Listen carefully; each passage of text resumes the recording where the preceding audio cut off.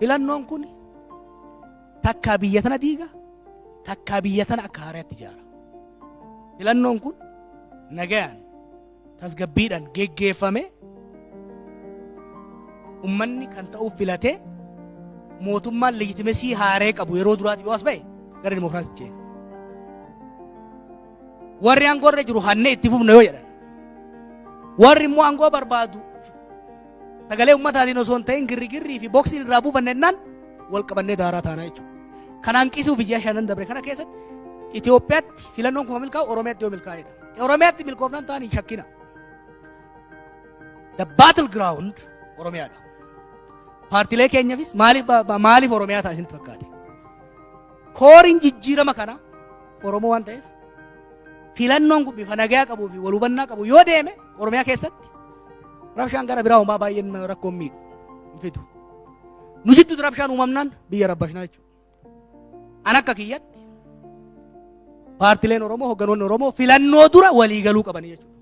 Competitive election osoo hin ta'in consensus based election geggeessuu danda'uu qabna. Paartii tokko godhuu yoo dadhabnu taate ejjennoo tokkoon federaal seenuu danda'uu qabna. Oromiyaa irratti wal dhidhiibuudhaan wal dhidhiituudhaan wal bira dabruudhaan osoo hin ta'in walii galteedhaan aangoo hirachuu danda'uu qabna. Warra nun jaalanne sossobuun numaa nun geessu. Kana beekuun.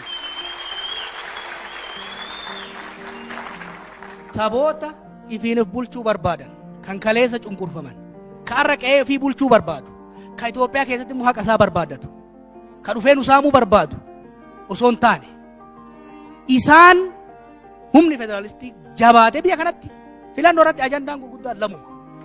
Sirna federaalizimii kana diinamoo sirna federaalizimii kana sirreessinee itti deemnadha ajandaan ka ta'u.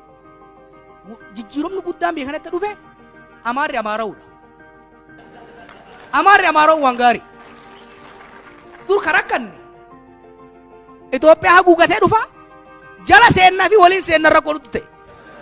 Amma innis ka ofii qabate nullee ka ofii qabate deemnee biyya nuufis isaaniifis taatu jaarranna jechuudha. Yoo wanti inni immoo addaan galla nagaya. Kanaaf